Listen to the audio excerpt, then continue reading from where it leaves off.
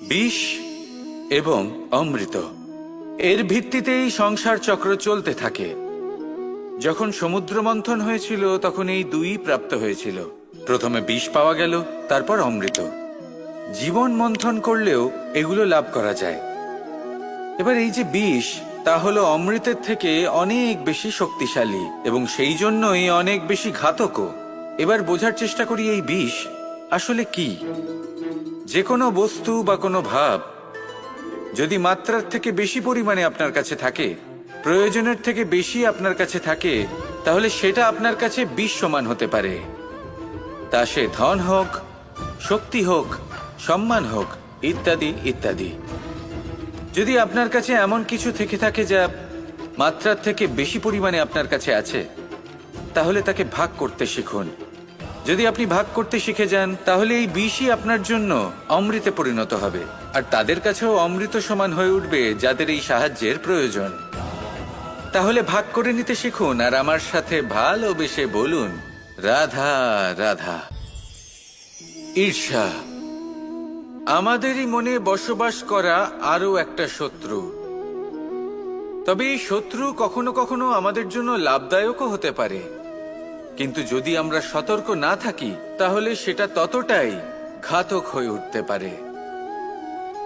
যদি আপনার কোনো প্রতিদ্বন্দ্বী থেকে থাকে যে এগিয়ে চলেছে, তাকে দেখে আপনার মনে ঈর্ষা উৎপন্ন হয়, আর ঈর্ষাবশত আপনি নিরন্তর চেষ্টা করতে থাকেন, পরিশ্রম করতে থাকেন সামনে এগোনোর জন্য, তাহলে তার দ্বারা আপনার বিকাশই হবে। কিন্তু যদি আপনি নিজের বিরোধীকে শেষ করতে দেওয়ার জন্য অগ্রসর হন, তাকে বিনাশ করার জন্য অগ্রসর হন, তাহলে এই ঈর্ষা প্রথমে আপনার বিনাশ অবশ্যই করবে। একটা কথা আছে, এটা পশু প্রবৃত্তি, আপনি শুধুই নিজের বিকাশের কথা ভাববেন। তিনিই হলেন প্রকৃত মানুষ, যিনি অন্য মানুষের জন্য প্রাণও দিতে পারেন।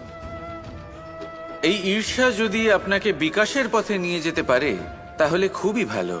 যদি আপনাকে অন্য কাউকে বিনাশ করে দেওয়ার পথে অগ্রসর করে, তাহলে তার থেকে দূরে থাকাই ভালো।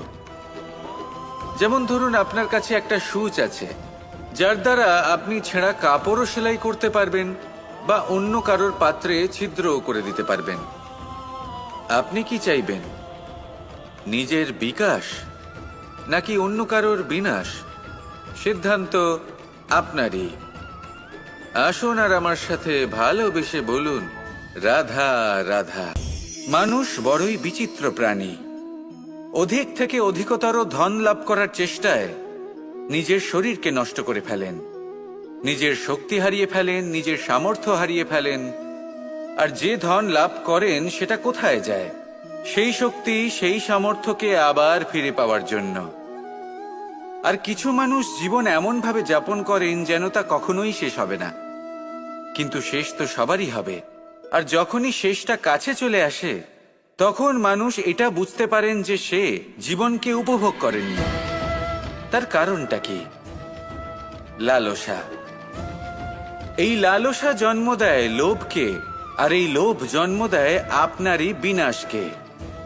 সেই জন্য আজ আপনার কাছে যা কিছু আছে, যেমনটা আছে, তার সাথে জীবন যাপন করুন, পূর্ণরূপে যাপন করুন। আপনার কাছে যতই ধন, শক্তি, মান থাকুক, তা সবার মধ্যে ভাগ করতে শিখুন। ভাগ করলে ভালোবাসা বাড়ে, আর এই ভালোবাসা দ্বারা জীবন আরো সুখময় হয়ে ওঠে। তাহলে আসুন আর আমার সাথে ভালোবেসে বলুন, রাধা রাধা। কামবোধ, এটাই আপনার অন্তরের প্রথম শত্রু। বেশিরভাগ মানুষই কামবোধ বলতে লালসা বোঝেন, কিন্তু এটা সম্পূর্ণ সত্য নয়। কামের আসল অর্থ হলো কামনা। এটা খুবই সহজ ব্যাপার। মনুষ্য শরীর থাকলে, মানুষের মন থাকলে এই কামনা অবশ্যই থাকবে। এবার এটাই দেখতে হবে যে এই কামনা নেতিবাচক কামনা নাকি ইতিবাচক কামনা। অন্য কারোর জিনিসে নজর দেওয়া, অন্য কোনো মানুষের উপর নজর দেওয়া, কোনো অনুচিত বস্তুর দিকে নজর দেওয়া, এই নেতিবাচক কামনা। আর এই দুষ্কামনা মানুষকে দিয়ে অপকর্ম করাবেই করাবে। তাই মনে রাখবেন, যে ব্যক্তি নিজের কামনাকে নিয়ন্ত্রণে রাখতে পারেন, তিনি সঠিক পথেও থাকেন, সঠিক লক্ষ্যে পৌঁছতেও পারেন।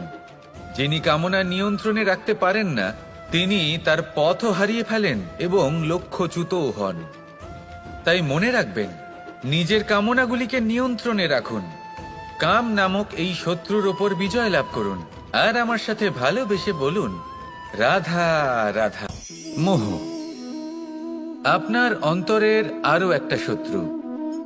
এবার মানুষ প্রেম আর মোহের মধ্যে পার্থক্য বুঝতে পারে না। কিছু মানুষ ভাবে যে মোহর মধ্যে খারাপ কি আছে। যদি কোনো মানুষের তার বাবা মার প্রতি, তার সন্তানের প্রতি মোহ থাকে, তবে খারাপ কি আছে? খারাপ আছে, আর সেটা তাদের জন্য খারাপ হতে পারে যাদের প্রতি আপনার এই মোহ আছে। এবার মোহ আর প্রেমের মধ্যে পার্থক্য আপনাকে বোঝাচ্ছি।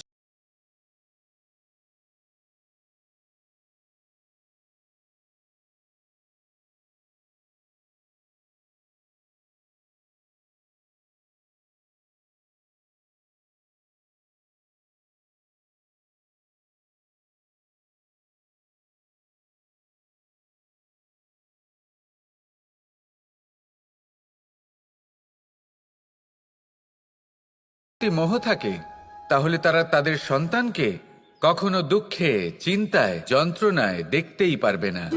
সেই জন্য তারা সন্তানকে বেঁধে রাখতে চান একটা সুরক্ষিত ক্ষেত্রে, যেখান থেকে না তারা সংসারকে দেখতে পায়, না পরখ করতে পারে, না কিছু শিখতে পারে, না বিকট পরিস্থিতির সম্মুখীন হতে পারে। ঠিক যে কারণে তারা দুর্বল হয়ে পড়ে, অজ্ঞানী হয়ে ওঠে। তাদের বিকাশ সেখানেই স্তব্ধ হয়ে যায়, আর সেখানে প্রেম শুধুমাত্র বিকাশের পথে নিয়ে যায়। মা বাবা যদি সন্তানকে ভালোবাসেন, তাহলে তাকে ছেড়ে দেন যে যাও সংসারকে দেখো, পরখ করো আর শেখো। কিভাবে এর সাথে লড়াই করতে হবে সেটা নিজে শেখো। নিজের শক্তি নিজেই বাড়িয়ে তোলো, নিজের পথ চয়ন করো। সেই জন্য এই মোহর শিকল ভেঙে ফেলুন আর প্রেমকে আপন করে নিন। আর এই প্রেম দ্বারাই বলুন, রাধা রাধা। আলস্য আপনার আরো একটা অত্যন্ত বড় শত্রু।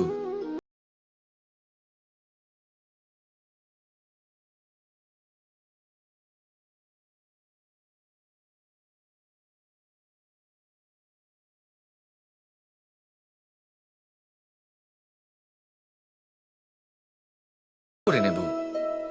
প্রকৃতি আমাদের এটা শেখায় না। ভেবে দেখুন, যদি সূর্য এটা ভাবে যে কাল উদিত হব না, কিছুদিন পরে উদয় হব, তাহলে কি হবে? সমগ্র পৃথিবীর বিনাশ হয়ে যাবে, ঠিক কি না? দেখুন, এই আলস্য নিয়ে খুব সুন্দর একটা কথা আছে, আলস্যস্য কুত বিদ্যা। অর্থাৎ যিনি অলস হয়ে বসে থাকেন তিনি বিদ্যা লাভ করেন না, জ্ঞান লাভ করেন না। আর জ্ঞান না থাকলে তিনি ধন অর্জন করতে পারেন না। তার জীবনে সুখ স্বাচ্ছন্দ্যের অভাব থাকে, বন্ধুর অভাব থাকে। যেখানে সুখ স্বাচ্ছন্দ্য নেই, মিত্র নেই, আপনজন নেই, জ্ঞান নেই, সেখানে আনন্দ কিভাবে বাস করতে পারে? সেই জন্য কথায় আছে, যিনি কর্ম করেন তিনি এই সংসারে যে কোনো সুখ স্বাচ্ছন্দ্য ভোগ করতে পারেন। তাই কর্ম করুন, সময়কে সম্মান করুন, আর এই আলস্যের উপর বিজয় লাভ করুন। আর আমার সাথে ভালোবেসে বলুন, রাধা রাধা। লোভ আপনার অন্তরের আরো একটা শত্রু। দেখতে গেলে এটা একটা শব্দ, একটা সংস্কৃত শব্দ, লব ধাতু থেকে উৎপন্ন হয়েছে। এর অর্থ কিছু লাভ করা।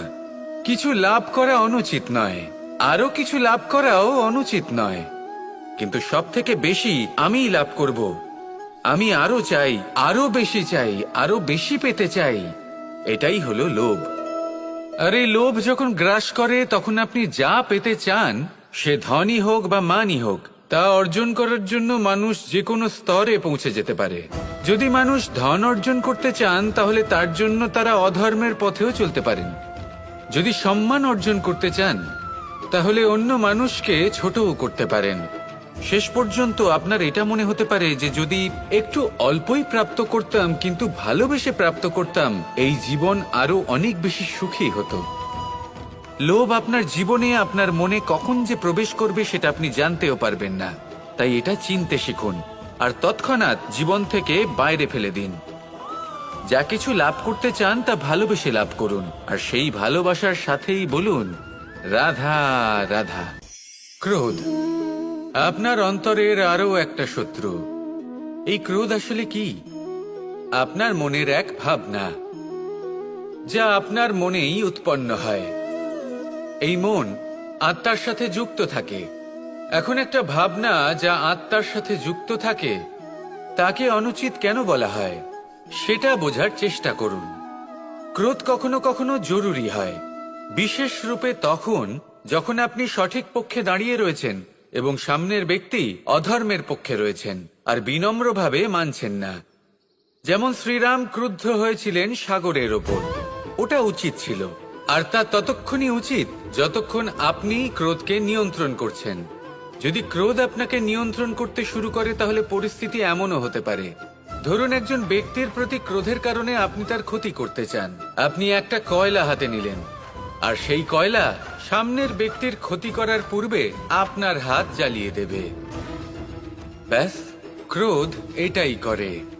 সর্বপ্রথম আপনার ক্ষতি করে, আপনার বিবেক হরণ করে নেয়, আপনি আপনার নিয়ন্ত্রণ হারিয়ে ফেলেন আর সবকিছু নষ্ট হয়ে যায়। বেশিরভাগ মানুষ ক্রোধে এমন সিদ্ধান্ত নেন যে সেটা তাদেরই বিনাশের কারণ হয়ে দাঁড়ায়। আর কিছু মানুষ বলেন যে আমাদের জীবনে এত যন্ত্রণা আছে, এত সংকট আছে যে ক্রোধ উৎপন্ন হবেই। আর এরকম সময় এটাই উচিত হবে যে আপনি নিজেকে ক্রোধের থেকে দূরে রাখুন আর তারপর সমস্যার নিবারণ করুন। আর এই নিবারণই আপনার জীবনকে একটা শ্রেষ্ঠ স্তরে পৌঁছে দেবে। তাহলে ক্রোধ থেকে দূরে থাকুন, সুপ্রসন্ন থাকুন আর আমার সাথে ভালোবেসে বলুন রাধা রাধা। মন, জীবনে যখনই কোনো বস্তু বা সুখ স্বাচ্ছন্দ্য অধিক মাত্রায় আপনার কাছে চলে আসে তখন নিজেকে শ্রেষ্ঠ মনে করার একটা প্রবণতা দেখা যায়, যা হয় আত্মবিশ্বাসে পরিণত হয় নয়তো অহংকারে। এবার আত্মবিশ্বাস আর অহংকারের মধ্যে অনেক বড় পার্থক্য রয়েছে। আমি এটা করতে পারি, আমি ওটাও করতে পারি, এ হলো আত্মবিশ্বাস। শুধুমাত্র আমি এটা করতে পারি, শুধুমাত্র আমি ওটাও করতে পারি, আমি হলাম সর্বশ্রেষ্ঠ, এটা হলো অহংকার। এবার এই অহংকার এর ধ্বনি অনেক দূর প্রবাহিত হয় আর এর প্রহার সর্বপ্রথম আপনাকে বিপর্যস্ত করে। এবার এই অহংকার এর বিপরীত শব্দ হলো বিনয়, অর্থাৎ নিজের ঊর্ধ্বে উঠে অন্যের বিষয়ে ভাবনা চিন্তা করা, সংসারের বিষয়ে ভাবা। এই বিনয়ী হবার চেষ্টা করুন, একের থেকে অনেক হওয়ার চেষ্টা করুন এবং একসাথে থাকার চেষ্টা করুন। নিশ্চিত রূপেই আপনি বিকাশের কারণ হবেন। মত্ততা থেকে নিজেকে দূরে রাখুন, অহংকার থেকে নিজেকে দূরে রাখুন। এই মন প্রসন্ন হয়ে বলবে রাধা রাধা। কখনো কখনো মনে এই ভাবনা আসতেই পারে যে ঈশ্বর আজ পর্যন্ত এত রূপে অবতীর্ণ হয়েছেন, এতবার এই পৃথিবীতে এসেছেন, তারপরেও এই সংসারে কোথাও না কোথাও এই পাপ বসবাস করে। এটার কারণ কি? এটার কারণ আমরা স্বয়ংই। যখন কোনো ব্যক্তি এই পৃথিবীর পথপ্রদর্শন করে, এই সংসারকে উচিত দিশা দেখায়, এই সংসারের মঙ্গল করে, আমরা সেই ব্যক্তিকে মানুষ থেকে ঈশ্বর বানিয়ে ফেলি। সেই ব্যক্তির পতন স্বয়ং আমাদের হাতেই হয়ে যায়, কারণ সেই ব্যক্তি তার শ্বাস প্রশ্বাসের জন্য হয় না। সেই ব্যক্তি হলো সেই ভাবনা যা সে এই সংসারকে প্রদান করেছে। আমরা সেই ব্যক্তির ভাবনাটারই অন্ত করে দিই। এটা উচিত নয়। আমরা ওনাকে প্রভু মেনে নিই। প্রভু মানার পর আমরা ওনার কাছে প্রার্থনা করি, হে প্রভু আমাদের সাহায্য করুন। যদি উনি প্রভুও হন, তাও উনি পৃথিবীতে এসেছেন মনুষ্য রূপে। যা কর্ম করেছেন, যা শক্তি প্রাপ্ত করেছেন, এই দেহ থেকেই প্রাপ্ত করেছেন। আপনাদের এটা বোঝানোর জন্য যে এই কাজ আপনিও করতে পারেন। যারা সৎ আত্মা থাকেন তাদের জন্য সর্বশ্রেষ্ঠ শ্রদ্ধাঞ্জলি হলো এটাই যে আপনি তাদের পদচিহ্ন অনুসরণ করে চলুন। না ওনাদের স্মরণে থাকুন, না পুষ্পের মালা ওনাদের চরণে রাখুন, বরং তাদের ভাবনাকে অনুসরণ করে সেই ভাবনা নিয়ে এগিয়ে চলুন। এটা না শুধু আপনার জন্য, বরং সমগ্র সংসারের জন্য লাভদায়ক। তাহলে এটাই করুন, আর আমার সাথে ভালোবেসে বলুন, রাধা রাধা। কাম তৃতীয় পুরুষার্থ। এবার অধিকাংশ মানুষই কাম বলতে বিলাসিতা, বাসনা, লালসা মনে করে ফেলে। আসলে এমন কিছুই নয়। কামের বাস্তবিক অর্থ কি? কামের বাস্তবিক অর্থ হল কামনা। প্রতিটা ব্যক্তি, প্রতিটা মানুষ, প্রতিটা জীব এই সংসারে কোনো না কোনো বিশেষ কারণে আসে। সেই কারণকে পূর্ণ করার জন্য কর্ম করাকে কাম বলে। এখন সেটা সবার জন্য ভিন্ন হতে পারে। কারোর কাছে সেটা জ্ঞান অর্জন করা হতে পারে, আবার কারোর কাছে নির্মাণ করা হতে পারে। কারোর জন্য পরিবারকে সঞ্চালন করা হতে পারে, আবার কারোর জন্য এই সংসার থেকে পাপ দূর করা হতে পারে। কিন্তু সবথেকে গুরুত্বপূর্ণ হলো যে মানুষ যেন নিজের কর্ম ঠিক করে করে, সম্পূর্ণ যত্ন নিয়ে করে। তৃতীয় পুরুষার্থ মানে এই কাম। এটার অনুচিত অর্থ নিজেকে বোঝানো মানেই সমগ্র জীবনকে অর্থহীন করে দেওয়া। তাই প্রেম দ্বারা আপনার এই সংসারে আসার কারণটাকে অনুসন্ধান করুন, আর এই প্রেমের সাথেই বলুন, রাধা রাধা। যখন কঠোর রোদে আমাদের শরীর উত্তপ্ত হয়ে যায়, আমরা গরম অনুভব করি, তখনই যদি বর্ষা হয় আর বৃষ্টির জলের ফোঁটা আমাদের শরীরে এসে পড়ে, তখন কেমন অনুভূতি হয়? বর্ষার এই জলের ফোঁটা যখন ধরিত্রীতে পড়ে, তখন যে নাদ উৎপন্ন হয়, মনে হয় যেন এক সঙ্গীত। এমন এক সঙ্গীত যা স্থিরতার সাথে আমাদের বুঝিয়ে দেয় যে এই সূর্যের উত্তাপ, এই রোদ, তা চিরকালের জন্য থাকবে না। সূর্যের কিরণের যতই তেজ থাকুক, যখন বর্ষা আসবে এই রোদের কিরণকে শীতল করবে। সূর্যের তেজ যতই বেশি হোক না কেন, কখনো না কখনো কালো মেঘ আসবে আর সূর্যকে ঢেকে দেবে। অর্থাৎ এই প্রকৃতি আমাদের শিক্ষা দেয় যে কারোর প্রকাশ, যে কারোর মেধা চিরকাল টিকে থাকে না। এবার যদি কথা বলি অন্ধকারের বিষয়ে, তবে রাত্রির কালো অন্ধকারকে একটা জোনাকির আলো পরাজিত করে। অর্থাৎ অন্ধকারও চিরকালের জন্য বজায় থাকে না। এটা কি আমরা বুঝলাম? তবে আপনাদের দুটো সহজ প্রশ্ন করব।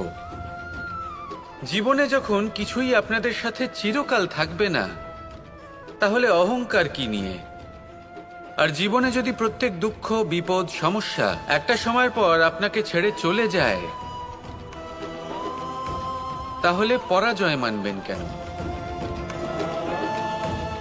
এই দুশ্চিন্তা ত্যাগ করুন, এই অহংকার ত্যাগ করুন, আসক্তি ত্যাগ করুন, আর আমার সাথে ভালোবেসে বলুন, রাধা রাধা।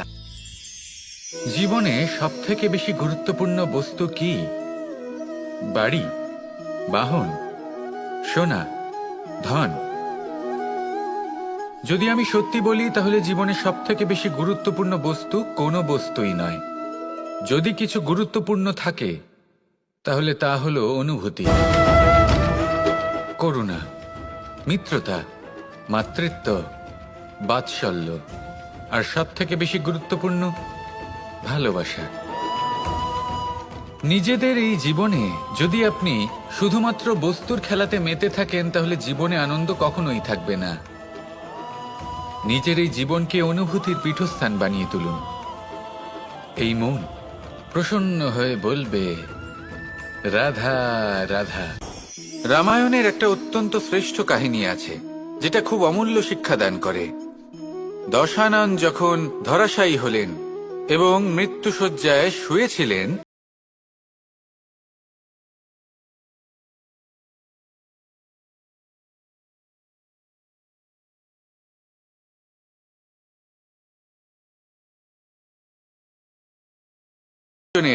এটাই শ্রেষ্ঠ সুযোগ। লক্ষণ প্রথমে মানতে চাইলেন না, কিন্তু শ্রীরাম বোঝানোর পরে লক্ষণ ওনার কাছে গেলেন, রাবণের মাথার কাছে গেলেন আর বললেন, দাদা বলেছেন আপনার থেকে জ্ঞান অর্জন করতে। রাবণ কিছুই বললেন না। লক্ষণ বললেন, আপনি তো দেখছি খুব অহংকারী, মৃত্যুশয্যায় শুয়ে আছেন, শেষ নিঃশ্বাস ত্যাগ করতে চলেছেন, আর তাও এত অহংকার। রাবণ বললেন, নিজের দাদা রামকে ডাকো। শ্রীরাম এলেন, রাবণের পায়ের কাছে এসে দাঁড়ালেন। উনি নিজের হাত জোড় করলেন আর বললেন, হে মহাপণ্ডিত রাবণ, আপনি হলেন মহাজ্ঞানী, দয়া করে আমাদের কিছু জ্ঞান প্রদান করুন। রাবণ বিনম্র চিত্তে ওনার কথা শুনলেন, খুব বিনম্র চিত্তে ক্ষমা প্রার্থনাও করলেন, আর এই সংসার একটি অত্যন্ত শ্রেষ্ঠ জ্ঞান লাভ করল। এর দ্বারা আমরা ঠিক কি শিক্ষা লাভ করি? রাম এবং লক্ষণ দুজনেই ছিলেন তেজস্বী, দুজনেই ছিলেন শ্রেষ্ঠ, ছিলেন বীর, ছিলেন বলবান। কিন্তু শ্রীরামকে মর্যাদা পুরুষোত্তম বলা হয়ে থাকে, কারণ উনি বীর ছিলেন, সাহসী ছিলেন, তার সাথে একটি অত্যন্ত গুরুত্বপূর্ণ গুণ ছিল। সেই গুণ হলো বিনম্রতা। এটা খুবই শ্রেষ্ঠ একটা গুণ। যদি কেউ আপনাকে কটু কথা শোনায়, তাহলে উত্তরটা আপনি বিনম্রভাবেও দিতে পারেন। এই বিনম্রতা এমন এক আবেগ যেটা দেখে মনে হবে কোমল, কিন্তু এটা ততটাই প্রবল অস্ত্র, এমন একটা অস্ত্র যা সকলকে নিরস্ত্র করে দিতে পারে। যদি আপনি সাহসী হন এবং বিনম্র হন, তাহলে আপনি বিজয়ী হবেন। যদি আপনি জ্ঞানী হন এবং বিনম্র হন, তাহলে আপনি অবশ্যই মহাজ্ঞানী হয়ে উঠবেন। তাই নিজের মনে বিনম্রতা ধরে রাখুন আর ভালোবেসে বলুন, রাধা রাধা। অর্থ: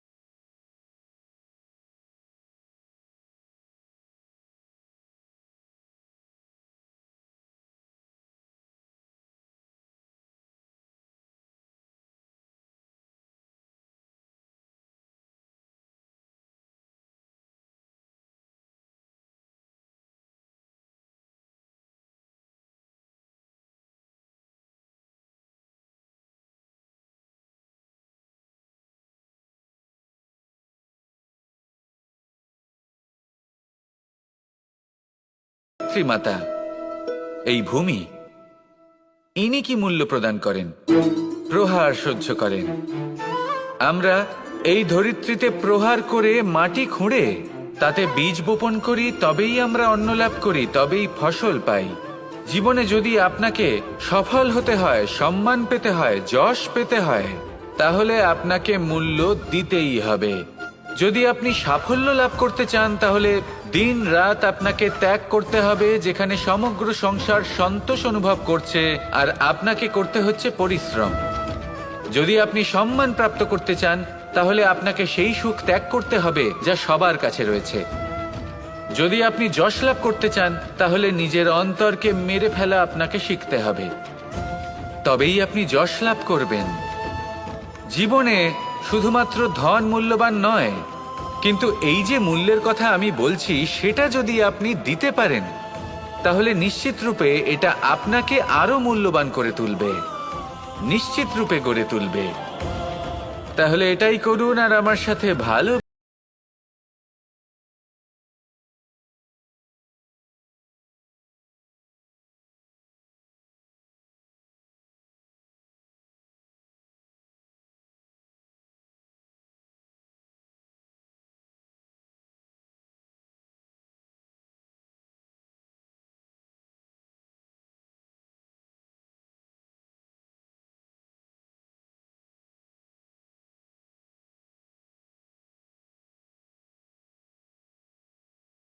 বড় সমস্যার সমাধান করতে পারবেন।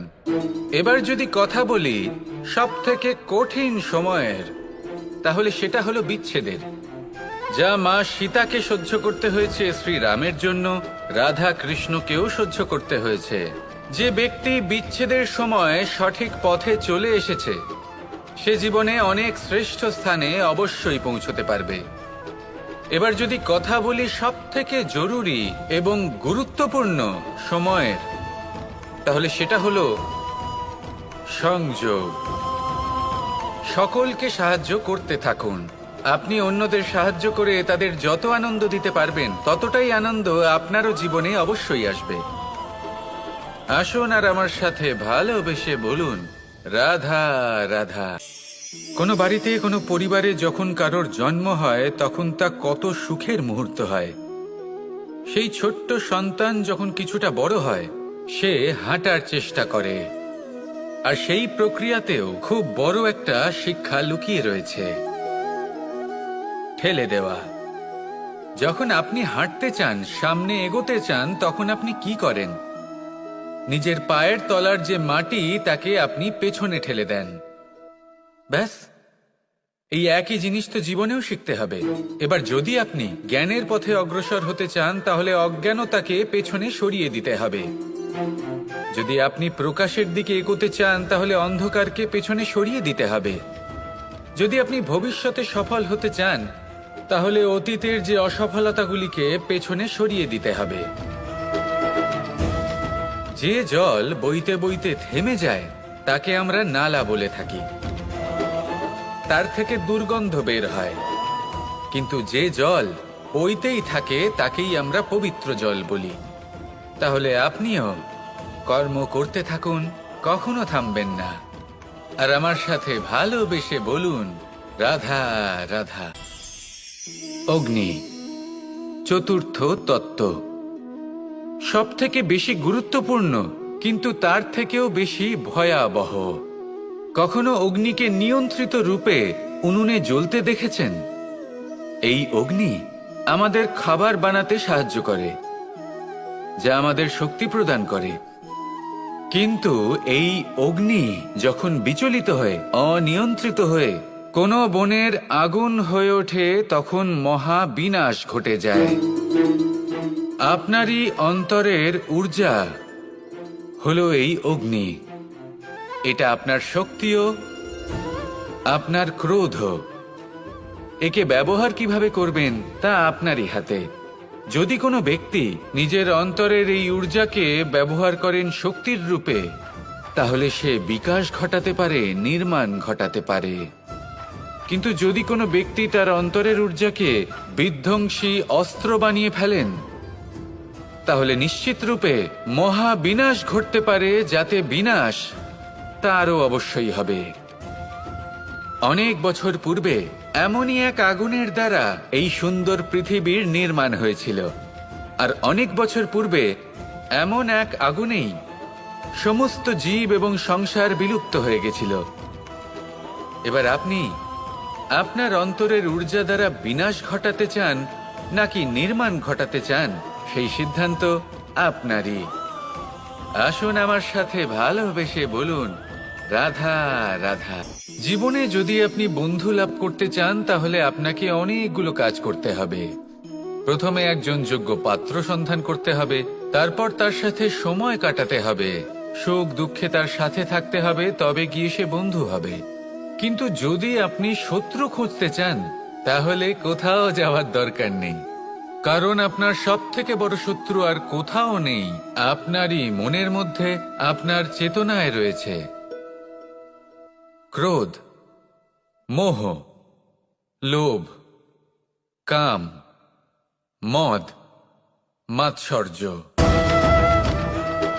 এ এমন 6 সব থেকে বড় শত্রু, যা আপনার আগামী 7 জন্ম নষ্ট করে দিতে পারে, যদি আপনি এদের না সামলাতে পারেন। এবার এদের সাথে যদি যুদ্ধ করতে হয়, তাহলে একটা মহাভারতের মতো দেখুন, যেখানে অর্জুনও আপনি আর কৃষ্ণও সেই আপনি। কারণ এই যুদ্ধ আর অন্য কারোর সাথে নয়, বরং নিজের সাথে। এগুলো অন্তর মনের যুদ্ধ। আর এটা জয় করা যেতে পারে নিয়ন্ত্রণ এবং অনবরত চেষ্টার দ্বারা। তাই এটাই করুন, এই 6 শত্রুকে পরাজিত করুন এবং আমার সাথে ভালোবেসে বলুন, রাধা রাধা। পুরুষার্থ। শাস্ত্রে 4 ধরনের পুরুষার্থের কথা বলা হয়েছে। প্রথম হলো ধর্ম।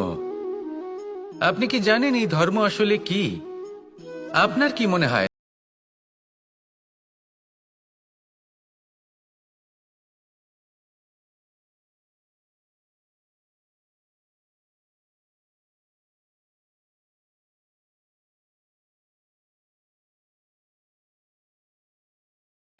যাকে ধারণ করা যেতে পারে? আর ধারণ শুধু সেটাই করা যায় যা পবিত্র। পবিত্র শুধু তাকেই বলা হয় যা নিঃস্বার্থ, যার মধ্যে শাসন করার কোনো ইচ্ছে নেই, যা সরলভাবেই প্রবাহমান, জল এবং বায়ুর মতো। যখন কোনো ব্যক্তি ধর্মকে ধারণ করেন এবং সেই ধর্ম সেই ব্যক্তিকে রক্ষা করে, তখন তাকে ধর্ম বলা হয়। ধর্ম যা রক্ষা করে অহংকার থেকে, খারাপ চিন্তার হাত থেকে। সেই জন্য পুরুষার্থ গড়ে তোলার আগে, ধর্ম পালন করার আগে, ধর্মের প্রকৃত অর্থ কি সেটা বুঝে নিন। এটা জেনে রাখুন যে সমস্ত ধর্মের আধার, সমস্ত ধর্মের ভিত শুধুমাত্র ভালোবাসা। আসুন আর এই ভালোবাসার সাথেই বলুন, রাধা।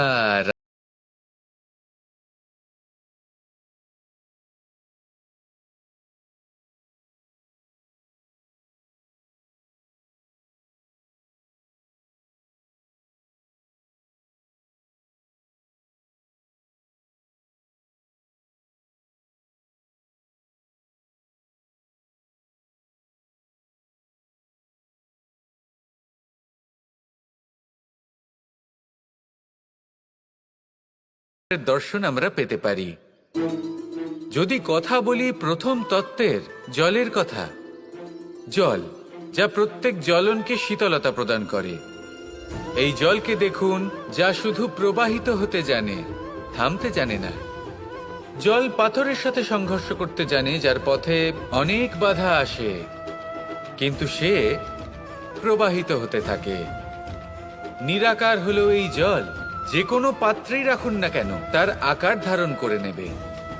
এটাই হলো এর বিশেষত্ব এবং এটাই হলো আমাদের শিক্ষা। কিভাবে প্রবাহমান থাকতে হবে, কিভাবে আমাদের থামলে চলবে না, তাতে আমাদের পথের মধ্যে যতই যেরকমই সমস্যা আসুক না কেন, আমাদের এই জলের মতোই নিরাকার হয়ে যে কোনো পরিস্থিতিতেই প্রবাহমান থাকতে হবে। এই শিক্ষাই জলের থেকে লাভ করুন আর আমার সাথে ভালোবেসে বলুন, রাধা রাধা। জীবনে যখন কোনো ব্যক্তি নিজের লক্ষ্য প্রাপ্তির জন্য নিরন্তর পরিশ্রম করতে থাকেন, চেষ্টা করতে থাকেন,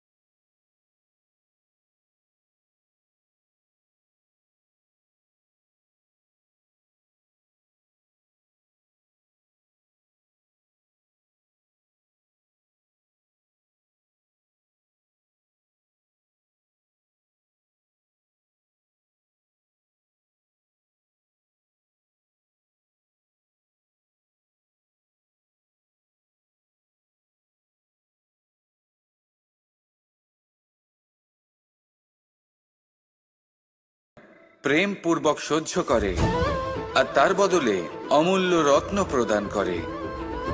সন্তান যদি হাল চালায় তাহলে তার বদলে তাকে অন্ন প্রদান করে। এটাই হলো ধরনী। এবার এর থেকে আমরা কি শিক্ষা পেতে পারি? এটাই যে কারোর জন্য কিছু করা বা কাউকে কিছু দেওয়া মনে কোনো কামনা ছাড়াই। আর এই কথাটা বুঝে যান, যদি কারোর জন্য কামনা না রেখে বা কোনো পাওয়ার আশা না রেখে কারোর জন্য কিছু করেন বা কারোকে কিছু দেন, যদি এটা আপনি শিখতে পারেন তবে আপনি ভালোবাসতে শিখে গেছেন। আর সেই জন্যই এই ধরিত্রীকে মাতা বলা হয়। কারণ মাতা শুধু উনি নন যিনি গর্ভে সন্তানকে ধারণ করেন, মাতা তো উনিও যিনি জীবন বাঁচতে শেখান, যিনি জীবন বাঁচার উদাহরণ প্রদান করেন। তাহলে ধরনীর থেকে এই নিঃস্বার্থ ভাব শিখুন, নিঃস্বার্থ ভালোবাসা শিখুন, আর এই ভালোবাসার সাথেই বলুন রাধা রাধা।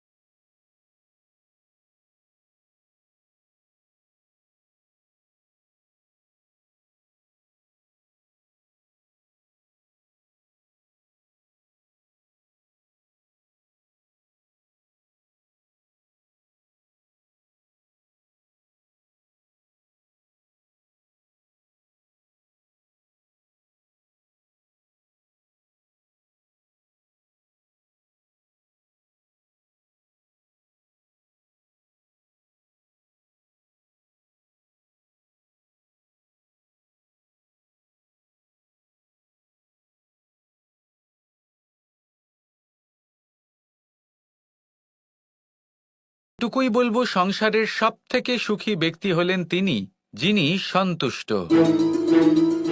তার কাছে সন্তোষরূপী ধন আছে যা তাকে সুখী রাখে। এবার এই সন্তুষ্টি সেটা কিভাবে আসে জীবনে? এটা আসে ধৈর্যের কারণে। ধৈর্যের এই অনুভূতি অত্যন্ত শক্তিশালী। এই ধৈর্যই কিন্তু আমাদের ধরিত্রীকে ধরিত্রী মাতা করে তোলে। কারণ ধরিত্রী মাতা ধারণ করেন, সহ্য করেন, ধৈর্য ধরেন এবং নিজের কর্ম করতে থাকেন। সেটা ধৈর্যই ছিল মাতা সীতার মধ্যে, যা রাবণের অন্ত করে দিল। এই ধৈর্যের কারণেই নারায়ণ কুর্ম অবতার ধারণ করেছিলেন, বড় একটা পর্বতকে পৃষ্ঠে ধারণ করেছিলেন এবং সমুদ্র মন্থনকে সম্ভব করেছিলেন।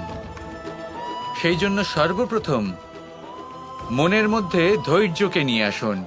এই ধৈর্যই আপনাকে সন্তুষ্টির পথে নিয়ে যাবে, আর এই সন্তুষ্টি আপনাকে লোভ, মোহ এবং লালসার পথ থেকে দূরে নিয়ে সুখের পথে নিয়ে যাবে। আর তখন এই মন প্রসন্ন হয়ে বলবে রাধা রাধা।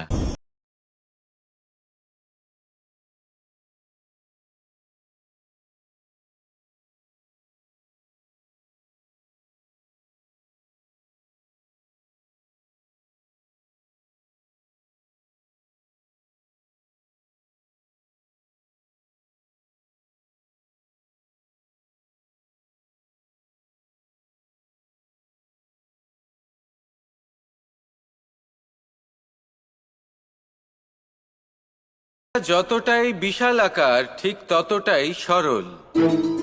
এই আকাশ যতই অন্ধকারাচ্ছন্ন ততটাই আলোর প্রকাশ প্রদান করে থাকে।